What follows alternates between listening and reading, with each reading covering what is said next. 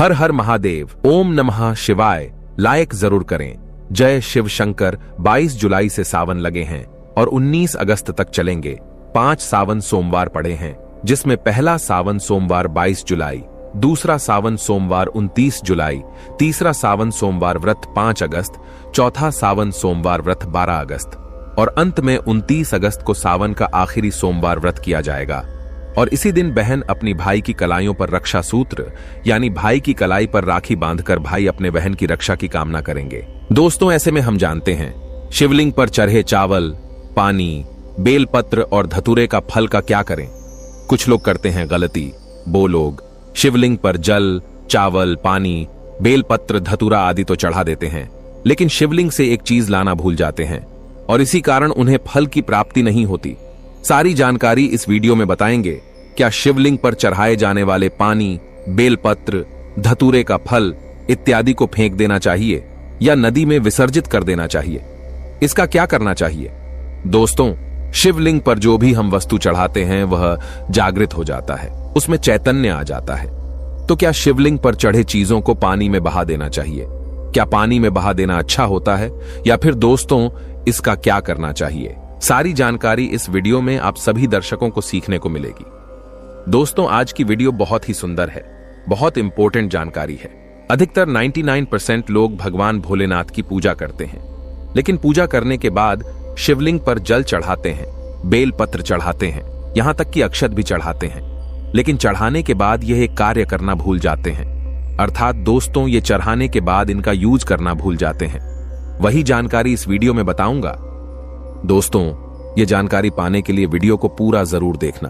आज की वीडियो जरा सी भी मिस मत करना, यह जानकारी आपकी किस्मत संवार देगी।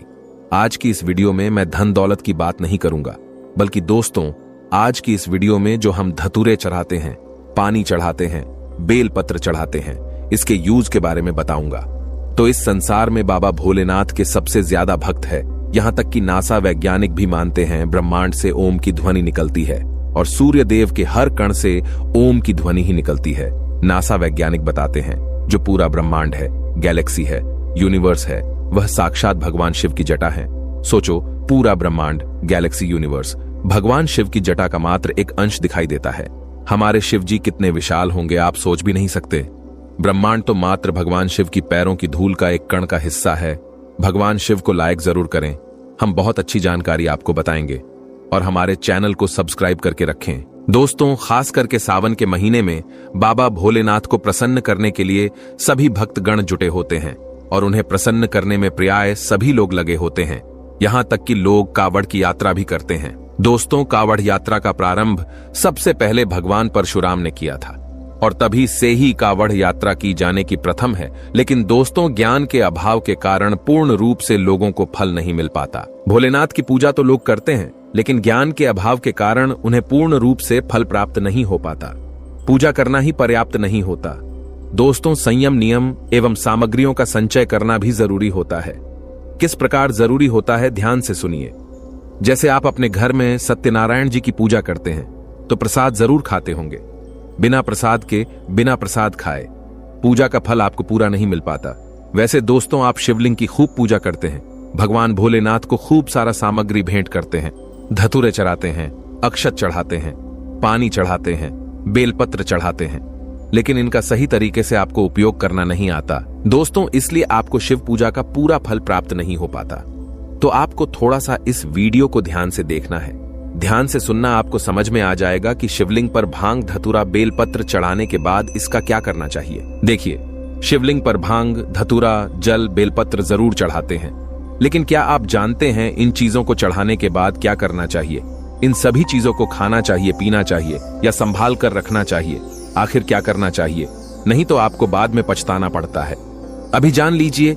जैसे कि हम सब बेलपत्र चढ़ाते हैं, तो दोस्तों, बेलपत्र को शिवलिंग पर चढ़ाने के बाद क्या इसे बाद में हमें विसर्जित कर देना चाहिए? दूसरे दिन क्या इस प्रकार के बेलपत्र को हम पुनः चढ़ा सकते हैं? आइए इस वीडियो में जान लेते हैं। सर्वप्रथम हम जानते हैं शिवलिंग पर बेलपत्र चढ़ाने के बाद क्या करना चाहिए। तो बेलपत्र को शिवलिंग पर चढ़ाने के बाद आप दूसरे दिन या उसी समय पूजा में पुनः उपयोग में ला सकते हैं। बेलपत्र को 6 महीने तक, 6 मास तक बासी नहीं माना जाता। जहां बेलपत्र उपलब्ध नहीं होती उस स्थान पर बेलपत्र के चूर्ण को शिवलिंग पर चढ़ाए जाने की प्रथा है। सावन भर जितने भी बेलपत्र शिवलिंग पर आप चढ़ाएंगे सबको इकट्ठा कर लेना है और एक पात्र में आपको संग्रह कर लेना है। फिर इसे धूप में सुखाकर के सावन के बाद आपको चूर्ण तैयार कर लेना है, एक चूर्ण बना लेना है। और ये चूर्ण जब आप बनाएंगे दोस्तों, ये भोलेनाथ जी का प्रसाद हो जाएगा। इसे नित्य थोड़ी मात्रा में घर में पकाए जाने वाले भोजन है उसमें डाल दीजिए। इस भोजन को जो भी ग्रहण करेगा साक्षात महादेव का आशीर्वाद ही बरसेगा और कभी बीमार नहीं हो पाओगे। कैंसर जैसी घातक बीमारी भी आपको छू नहीं पाएगी। खून में एक नया जोश आ जाएगा। बेलपत्र पढ़े भोजन को छोटे छोटे बच्चों को खिलाने से उनका विकास तेजी से होता है। बच्चों में होने वाले पेट के रोग, यदि पेट में कीड़े हो जाते हैं तो वह इस भोजन को ग्रहण करने से पेट में कीड़े नहीं पनपते। पाचन क्रिया बढ़े, अच्छे से काम करती है, स्वस्थ रहता है शरीर। बेलपत्र का चूर्ण आप जो चाय पीते हैं उस चाय में डाल दीजिए, चुटकी भर छिड़क दीजिए। जो चाय यदि आपको नुकसान करने वाली होगी तो उल्टा आपको फायदा देने लगेगी। जो आप दिनचर्या में जूस पीते हैं उस जूस में डाल दीजिए, खाए जाने वाले भोजन पदार्थों में डाल दीजिए। इससे आपके ऊपर, आपके पूरे परिवार के ऊपर भोलेनाथ की कृपा होगी। घर के जितने भी लोग हैं सबकी उन्नति होगी। मन मस्तिष्क एकाग्र हो जाएगा। रोग एवं व्याधि जड़ से समाप्त हो जाएगी। दोस्तों, अधिकतर लोग बेलपत्र को नदी में बहा देते हैं, विसर्जित कर देते हैं। ये भगवान भोलेनाथ जी के प्रसाद होते हैं, कदापि इसे विसर्जित मत करें। शिव की कृपा के लिए इसके बाद आइए अगला जानते हैं। दोस्तों, और भी ज्ञान भरी जानकारी बताने से पहले सभी लोगों से निवेदन करना चाहूंगा, कमेंट बॉक्स में अभी तक जय भोलेनाथ नहीं लिखे हैं तो दोस्तों सच्चे दिल से कमेंट बॉक्स में जय भोलेनाथ जरूर लिखें। दोस्तों, अब जानते हैं जल के बारे में। तो जल को स्वयं भगवान भोलेनाथ जी का ही स्वरूप माना जाता है। तो भोलेनाथ पर अभिषेक किए जाने वाले जो जल होते हैं, इसे किसी पात्र में प्रतिदिन जब आप भगवान भोलेनाथ जी की शिवलिंग को अभिषेक करें तो इस जल को किसी पात्र में इकट्ठा करके रखना शुरू कर दे। दोस्तों, इस जल का छिड़काव नित्य पूरे सावन महीने भर आप अपने घर में करें और जल की कुछ मात्रा किसी बोतल में इकट्ठे करके रखना शुरू कर दें। इसका प्रयोग सुनिए तो जब किसी को भूत प्रेत ग्रसित करता है, भूत प्रेत बाधा पकड़ लेता है, शनि राहु ये जो नीच ग्रह कहे गए हैं किसी को परेशान करना शुरू कर दे तो इसके थोड़े से जल किसी को पिला दें तो भूत प्रेत, जिन, जिन्नात ये सारे नकारात्मक शक्ति कहे गए हैं ये सब भाग जाते हैं, तत्काल छोड़कर भाग जाते हैं। दोस्तों, नित्य शिवलिंग पर चढ़ाए गए पानी को बोतल में भर करके रख लीजिए और नित्य पीजिए तो आपके शरीर में अलौकिक ऊर्जा आएगा, आपके शरीर में आकर्षण बढ़ेंगे, आपके शरीर में शक्ति आना शुरू हो जाएंगे। और रही बात घर में अगर इस पानी का छिड़काव करेंगे, शिवलिंग पर चढ़े गए पानी का छिड़काव करेंगे तो आपके घर में धन का भंडार भर जाएगा। ये होता है शिव पूजा में चढ़ाए गए जल का महत्व और आपके घर के वास्तु दोष भी जड़ से समाप्त हो जाएंगे। भगवान शिव की कृपा से आंखों की बढ़ती है रोशनी।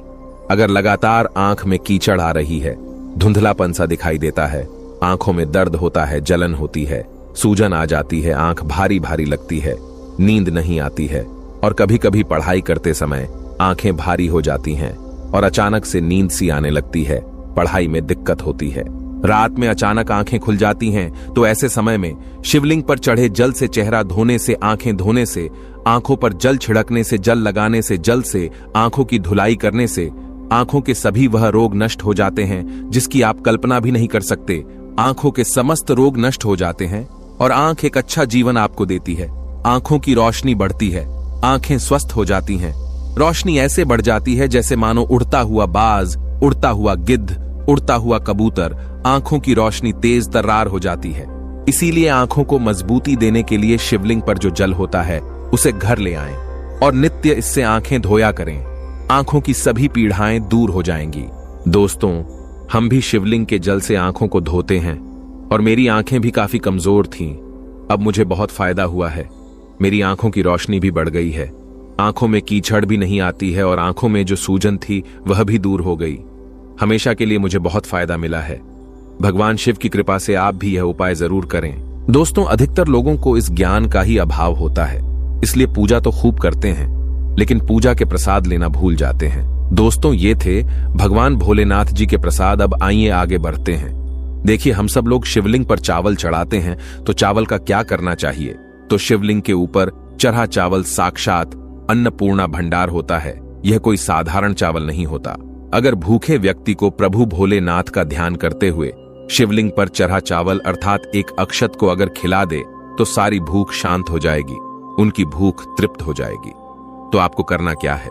नित्य जो शंकर जी की पूजा में सावन के महीने में जीतने भी जो चावल चढ़ाएंगे, शिवलिंग पर चढ़ा सभी चावल को इकट्ठे करके रखना है। और सावन के बाद नित्य घर के चावल जो आप घर में चावल खाएंगे, दोस्तों इस प्रकार के पकाए जाने वाले चावल में शिवलिंग पर चढ़े हुए कुछ अक्षत के दाने आपको घर में पकाए जाने वाले चावल में डालना है। तो इस प्रकार अगर चावल को खाएंगे तो आपके घर परिवार के सभी लोगों के तन, मन, धन सब तृप्त हो जाएंगे।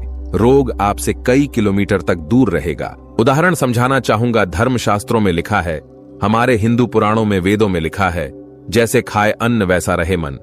तो भैया साफ साफ शब्दों में कहे तो शिव के समीप बैठने से, शिव मंदिर में बैठने से, धार्मिक यात्रा करने से अच्छे गुण ही प्राप्त होते हैं। भगवान शिव का प्रसाद खाने से और अपने खाने में डालकर खाने से शिव कृपा ही प्राप्त होगी। अच्छे गुण ही मिलेंगे और आपका मन शांत रहेगा, एकाग्र रहेंगे। और एक खास बात, शिवलिंग पर चढ़े चावल को अगर घर में पकाए जाने वाले चावल में डाल करके खाते हैं तो कभी भी आपके घर परिवार के लोगों को उधर रोग की बीमारी नहीं होगी। दोस्तों आज के जनरेशन में उधर रोग की बीमारी होना कॉमन हो गया है। अब जानते हैं धतूरे के बारे में कि हम सब लोग शिवलिंग पर धतूरे तो खूब चढ़ाते हैं, धतूरे के फल चढ़ाते हैं। तो धतूरे के फल का क्या करना चाहिए? तो धतूरा के फल शिवलिंग पर चढ़ाने से आपको अनेकों लाभ प्राप्त होते हैं। धतूरा और बेलपत्र चढ़ाए बगैर भगवान शिव की पूजा अधूरी ही मानी जाती है। खासकर सावन में 4 चांद लग जाते हैं जब कोई धतूरा और बेलपत्र शिव जी पर चढ़ते हैं। दोस्तों शिवलिंग पर चढ़े धतूरे के फल को इकट्ठे करके आपको रखना है और इसका प्रयोग इस प्रकार से करना है। देखिए, घर के द्वार पर 5 फीट के नीचे धतूरे के फल को गाड़ने से 5 फल धतूरे के लेना है और 5 फीट के नीचे इसे गाड़ना है। भूत प्रेत, नकारात्मक शक्ति, अलाबला आपके घर में कदापि आ नहीं आ पाएंगे। आपका घर हमेशा सुरक्षा कवच में घिरे रहेंगे। दोस्तों जिस घर पर शिवलिंग पर चढ़े धतूरे का फल होता है उस घर पर शनि राहु केतु का कभी भी कुप्रभाव नहीं होता। उस घर के हमेशा अध्यात्म उन्नति होती है। दोस्तों अधिकतर लोगों की उन्नति घर में वास्तु दोष लगने के कारण नहीं हो पाती, लेकिन लोगों को इसके बारे में पता नहीं होता। तो घर पर शिवलिंग पर चढ़े धतूरे के फल को आप अपने घर के किसी भी हिस्से में गाड़ कीजिए तो आपके घर से वास्तु दोष मिट जाएंगे। वास्तु पुरुष भगवान शिव का ही अंश है, भगवान शिव के पसीने से उत्पन्न हुआ है। तो ये थे शिवलिंग पर चढ़ाए जाने वाले बेलपत्र, जल, अक्षत एवं धतूरे की जानकारी। ऐसे में हम जानते हैं सावन के इस पवित्र महीने में कौन सी गलती नहीं करनी चाहिए जिससे कि शिव नाराज न हो। और सावन व्रत में ये फल तो कभी मत खाना नहीं, तो भगवान भोले बाबा आपसे क्रोधित हो सकते हैं, आपका व्रत टूट सकता है। आइए जानते हैं कुछ ऐसी सावधानियां जिसे भूलकर भी नहीं करना चाहिए। दोस्तों नंबर 1, शास्त्रों में कहा गया है कि व्रतधारी को उधार मांगकर फल आदि नहीं खाने चाहिए, इससे पाप लगता है और व्रत अधूरा रह जाता है। सोमवार का व्रत हो या कोई भी व्रत क्यों ना हो, पड़ोसियों से मांगकर भी व्रत आदि में फल वगैरह नहीं खाने चाहिए। व्रत में उधार मांगकर खाने से व्यक्ति का व्रत झूठा हो जाता है। ईश्वर की शरण में आने पर व्यक्ति को झूठ नहीं बोलना चाहिए, कर्ज नहीं लेना चाहिए, चुगली आदि नहीं करनी चाहिए, उधार मांगकर भी नहीं खाना चाहिए। अगर आपको कोई अपनी मर्जी से खाने के लिए व्रत में कुछ देता है तो उसे आप खा सकते हैं, लेकिन व्रत में कम से कम उधार मांगकर फल आदि नहीं खाना चाहिए। इससे पाप लगता है और व्यक्ति की पवित्रता भंग हो जाती है। दोस्तों नंबर 2, सोमवार का व्रत हो या सावन का व्रत आपको नाशपाती नहीं खाना चाहिए। दरअसल इस फल का नाम नाश यानी नाश करने वाला होता है, इसलिए इस फल को व्रत में नहीं खाना चाहिए। व्रत आदि को छोड़कर किसी और दिन आप कभी भी खा सकते हैं, लेकिन अगर जिस दिन आपका व्रत हो उस दिन नाशपाती का सेवन नहीं करना चाहिए। भगवान को भी नाशपाती नहीं चढ़ाना चाहिए। दोस्तों नंबर 3, कुत्तू या सिंगाड़े का आटा खाने से भी आपका व्रत टूट सकता है। आपको बता दें, लंबे समय से रखा हुआ आटा आपका व्रत भंग कर सकता है। दरअसल पुराने आटे में घून आदि कीड़े वगैरह पड़ जाते हैं जो ठीक तरह से दिखाई भी नहीं देते। ऐसा आटा खाने पर दरअसल आप मांस का सेवन करते हैं और व्रत में कीड़े खाना घोर पाप के बराबर माना गया है और आपका व्रत भी भंग हो जाता है। व्रत में ताजा आटा खाना चाहिए। लंबे समय से रखे हुए आटे में कीड़े पड़ जाते हैं, ऐसा कभी न करें। व्रत हमेशा शुद्धता में ही रखना चाहिए। सावन का महीना बड़ा ही पवित्र महीना माना गया है, इसीलिए ये 5 चीजें भगवान शंकर के पास कभी न रखे। तो चलिए जानते हैं। दोस्तों, नंबर 1, जहां रखा हो शिवलिंग या महादेव की कोई भी प्रतिमा तो वहां पर भूल कर भी चप्पल जूते लेकर नहीं जाना चाहिए। जरा सोचिए, जब आपके कमरे में कोई चप्पल लेकर प्रवेश करता है तो आपको कितना क्रोध आता है। इसी कारण महादेव भी आपसे नाराज हो जाते हैं और आपको मिलने वाला फल नष्ट हो जाता है। ऐसे में मंदिर में नंगे पांव ही प्रवेश करना चाहिए, क्योंकि चमड़े की चप्पल हमेशा अशुद्ध रहती है। इससे देव शक्ति नाराज होती है। दोस्तों, नंबर 2, अक्सर महिलाओं को मासिक धर्म आ जाता है और वो बिना किसी को बताए पूजा पाठ कर लेती है, जो कि शास्त्रों में वर्जित माना गया है। इस समय महिलाओं को जानकर भी अनजान नहीं बनना चाहिए। अगर आपको मासिक पीड़ा है तो घर के बने मंदिर में या बाहर बने मंदिर में कभी प्रवेश नहीं करना चाहिए। इससे देव शक्तियां नाराज होकर आपसे क्रोधित हो सकती है। ऐसे समय में शिवलिंग को छूना घोर पाप के बराबर माना गया है। जरा सोचिए, ऐसी अवस्था में जब महिला को बुरा लगता है तो ईश्वर को कितना बुरा लगेगा। इसीलिए महिलाओं को ऐसी अवस्था में मंदिर यात्रा, घर में पूजा पाठ, भगवान की प्रतिमा को छूना या तुलसी में पानी भी नहीं डालना चाहिए। तुलसी का पौधा भी सूख जाता है। जब देव शक्तियां नाराज होती हैं तो लाजमी है कि घर में कंगाली और गरीबी, लड़ाई झगड़े होने लगते हैं। ऐसा कभी मत करना। दोस्तों, नंबर 3, शास्त्रों में बताया गया है कि जहां होता है शिवलिंग तो वहां पर सभी शक्तियां सक्रिय रहती हैं। अगर घर में होता है शिवलिंग तो वह व्यक्ति महादेव की कृपा सदैव पा लेता है।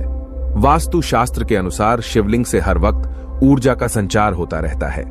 इसीलिए शिवलिंग पर जलधारा हमेशा होनी चाहिए, जो ऊर्जा को शांत रखता है। कुछ लोग अपने घर में शिवलिंग तो रख लेते हैं, लेकिन वो 1 हफ्ते के बाद जल चढ़ाते हैं, जो कि बिल्कुल भी अच्छा नहीं माना जाता।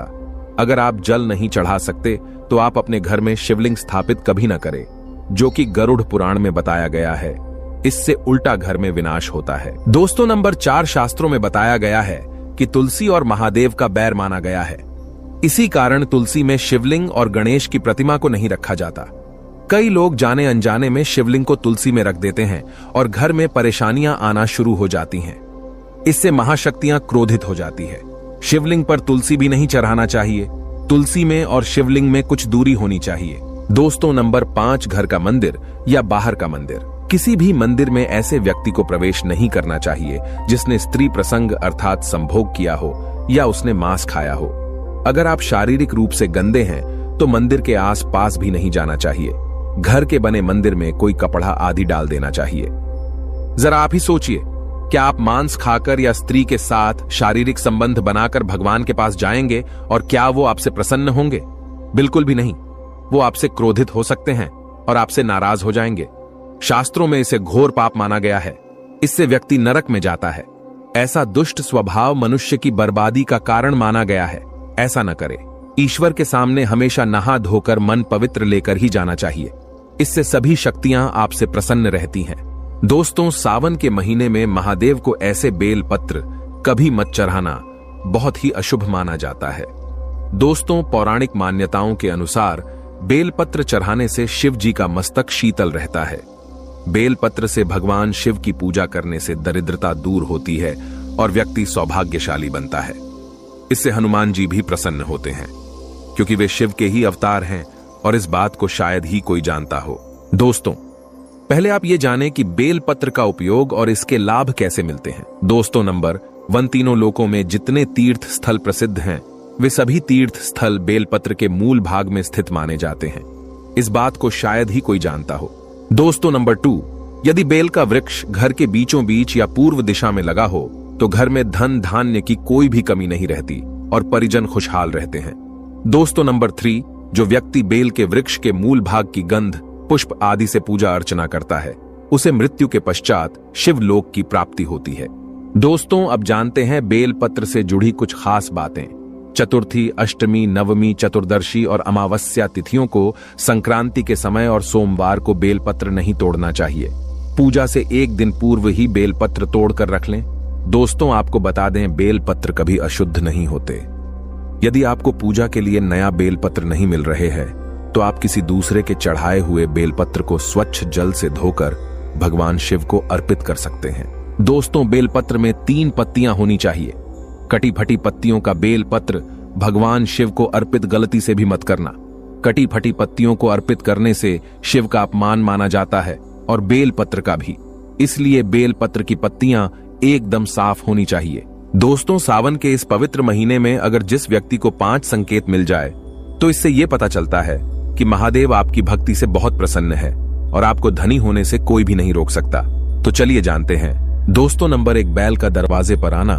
नंदी महाराज भगवान भोलेनाथ के वाहन है। नंदी को भगवान शिव का द्वारपाल भी कहा गया है। नंदी महाराज को बुद्धि और ज्ञान का प्रतीक माना गया है। शिव के मंदिर के बाहर हमेशा नंदी महाराज विराजित रहते हैं। लेकिन अगर सावन के इस पवित्र महीने में अचानक से नंदी महाराज आपके दरवाजे पर आ जाए और घर की चौखट को सींग मारने लगे, तब आपको समझ लेना चाहिए कि भगवान शिव आपके घर में आने वाले हैं, जो कि ये एक उनके आने का संकेत है। भगवान शिव आपकी भक्ति से बहुत प्रसन्न है और आपके घर में खुशियां आने वाली है।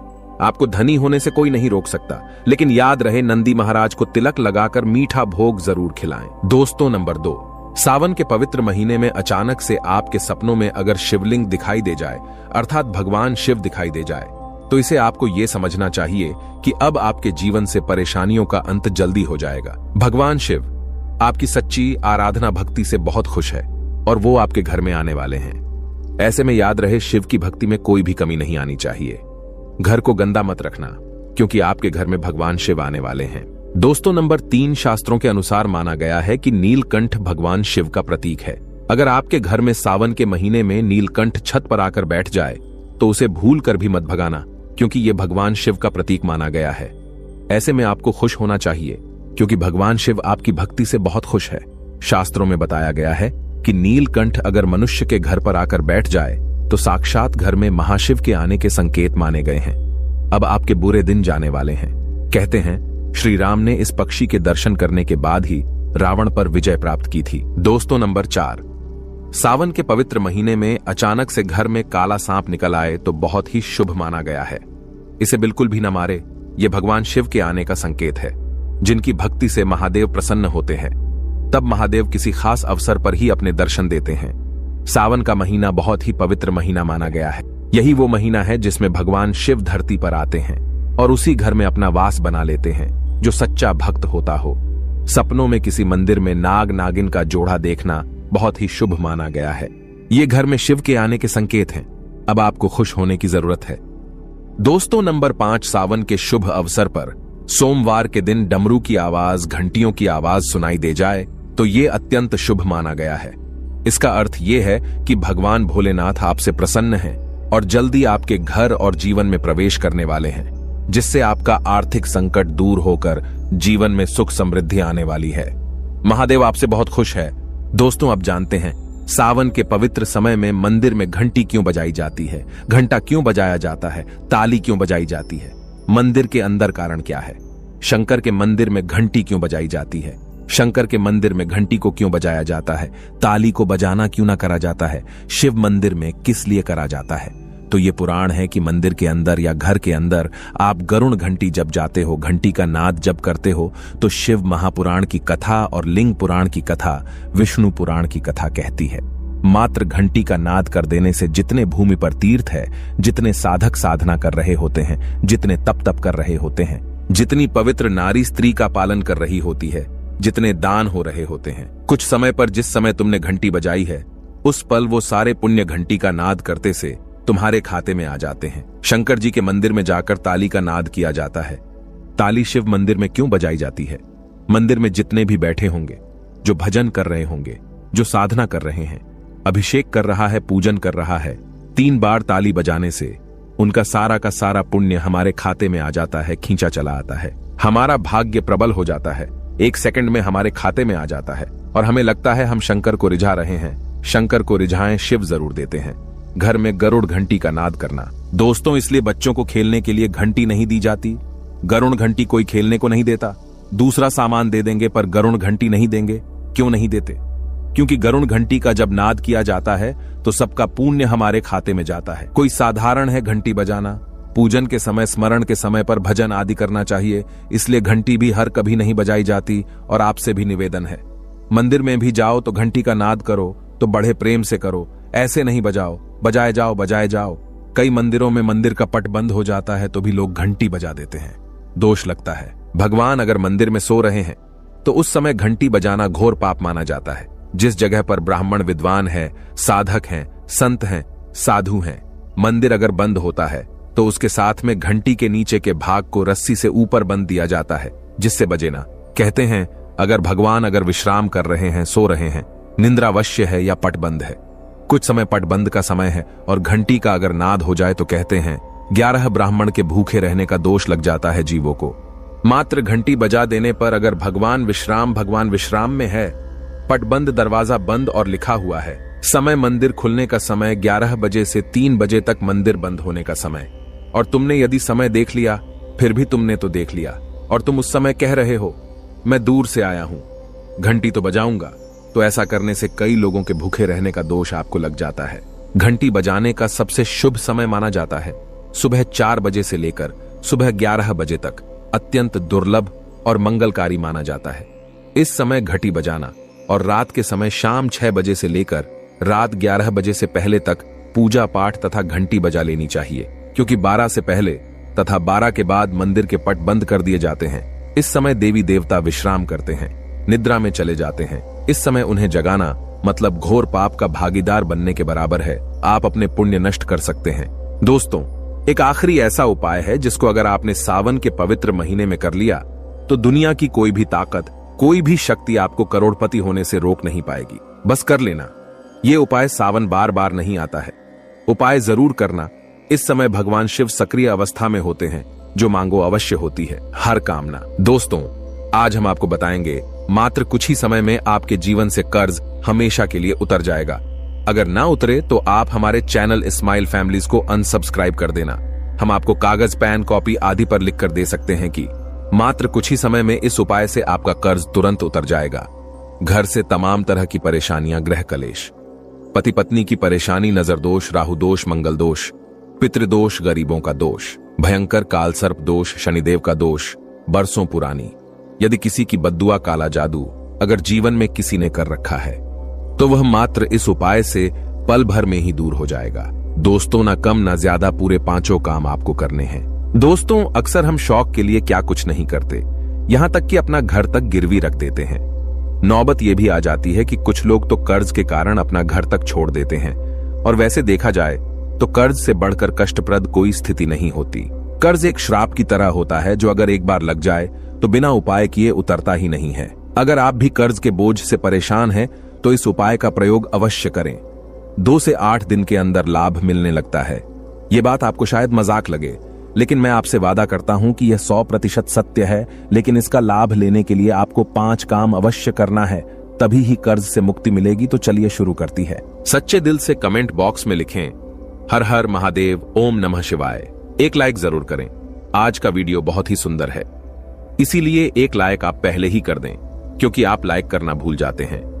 आपका एक लाइक हमारे लिए बहुत ही कीमती है, बहुत ही प्यारा है। इसीलिए सावन के पवित्र महीने में भगवान शिव के लिए एक लाइक तो बनता है। दोस्तों, 5 कामों में सबसे पहला काम है, सबसे पहला उपाय है पक्षी।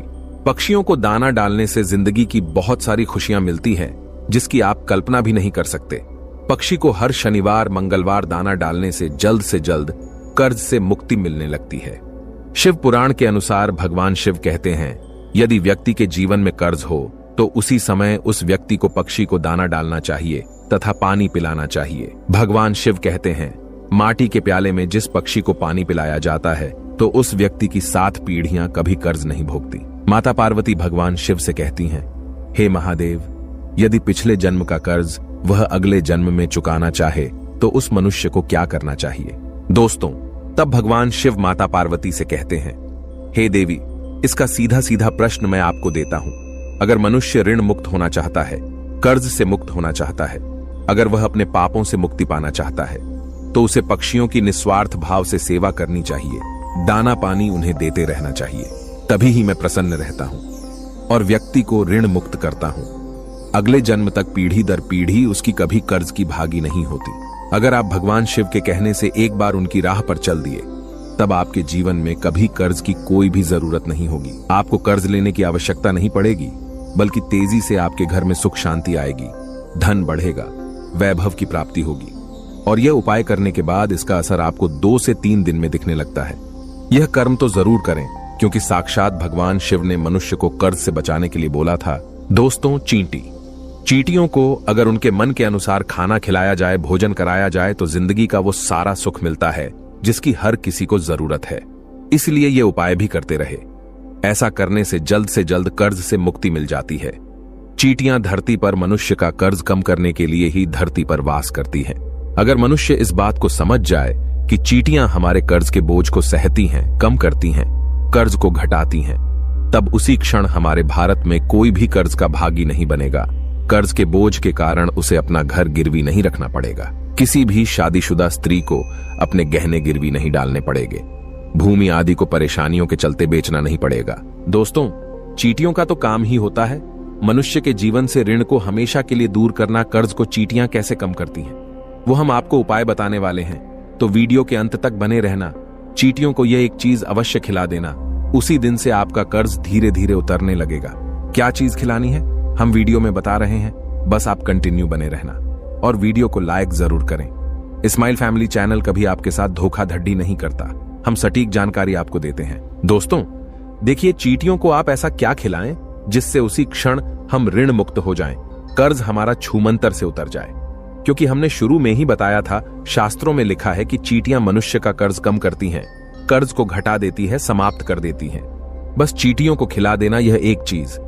शास्त्रों के अनुसार माना जाता है कि जब यमराज के दूत मृतक के शरीर से उसकी आत्मा यमराज जी के पास लेकर के जब पहुंचते हैं, तब उसे कुछ याद नहीं रहता। तब उसके कर्म ही चींटी उसके कान तक पहुंचकर याद दिलाती है और तब वह यमराज जी के सामने बोल पाता है। चींटियों को गुरुवार, शनिवार, मंगलवार और बुधवार के दिन यदि बेसन के लड्डू, सुनते रहिए, यदि सावन के महीने में बेसन के लड्डू खिलाए जाएं, तो चींटियां प्रसन्न हो जाती हैं और मनुष्य को आशीर्वाद देती हैं। चींटियों को ग्रहों की रानी कहा जाता है। नवग्रह का चींटियों में साक्षात वास होता है। वेद पुराण के अनुसार साक्षात चींटियां माता लक्ष्मी को आपके घर तक ला देती है। घर में माता लक्ष्मी को लाने का सबसे बड़ा हाथ चींटियों का ही होता है, क्योंकि चींटियां प्रसन्न तो माता लक्ष्मी भी प्रसन्न। बेटियों को चीनी खिलौने से ग्रह शांत होते हैं। ग्रह यदि एक बार शांत हो जाए तो मनुष्य खुद ब खुद राजा बन जाता है। करोड़पति महाधनी घर में तेजी से धन चुंबक की तरह खींचा चला आता है। ये दूसरा उपाय है और आपको चींटियों को चीनी या बेसन के लड्डू जरूर खिलते हैं, चूकना मत, भूलना मत। आप चाहें तो मीठे बिस्किट भी चींटियों को आवश्यक पूर्वक खिला सकते हैं। बिस्किट हम भी चींटियों को इस दिन जरूर खिलाते हैं। दोस्तों नंबर 3, बंदर। सावन के पवित्र महीने में बंदरों को अगर हर मंगलवार मीठा और चना डाला जाए तो जिंदगी की वो हर मुश्किलें हल हो जाती हैं जिसकी हर व्यक्ति को जरूरत है। बंदरों को खाना खिलाने से बजरंग बली बहुत ही प्रसन्न हो जाते हैं और आपके सारे कष्ट हर लेते हैं। एक बंदर को मंगलवार के दिन भोजन कराने से 10 हनुमान चालीसा का फल प्राप्त होता है। 10 बंदरों को चना आदि केला खिलाने से 1000 बार हनुमान चालीसा पढ़ने का पुण्य प्राप्त होता है। दोस्तों सावन में काल भैरव की सवारी कुत्ते, अगर कुत्तों को मीठे बिस्कुट खिलाए जाए तो कर्ज से मुक्ति तो मिलती ही है, साथ ही साथ घर में लड़ाई, झगड़े आदि और नकारात्मक ऊर्जा भी नष्ट हो जाती है। इसीलिए ये उपाय भी करते रहें। भगवान शिव को पशुपतिनाथ यूं ही नहीं कहा जाता, इसीलिए काल भैरव की सवारी कुत्ते को भोजन अवश्य कराएं सावन में। दोस्तों अब बात करते हैं नंबर 5, गाय। दोस्तों शायद आप जानते नहीं, गाय में सारे देवी देवताओं का वास होता है और इन्हें इसी कारण गाय माता के नाम से भी जाना जाता है। अगर हम गाय को पहली रोटी खिलाएं तो इसका असर आपको उसी दिन से ही दिखने लगता है और धीरे धीरे हमारे सारे समस्याएं खत्म हो जाती हैं। अगर आपको किसी बात का भय लगता है या फिर कोई चिंता सता रही है तो ऐसे समय में सावन में आपको अपने सर के ऊपर से 7 बार 5 बेसन के लड्डू अपने सर के ऊपर से उतार कर किसी काले गाय को खिला दे। ऐसा करने से आपको कर्ज से तो मुक्ति मिलती ही है, साथ ही साथ हमारे सारे पाप भी मिट जाती है। और दुष्ट तो जरूरी जानकारी, अगर आपको 10 दिन के अंदर कर्ज से मुक्ति पाना है तो सावन में इन 5 उपाय को अवश्य करें, तभी ही कर्ज से मुक्ति मिलेंगे। पशुपतिनाथ के लिए 1 लाइक तो बनता है। हर हर महादेव सावन की हार्दिक शुभकामनाएं।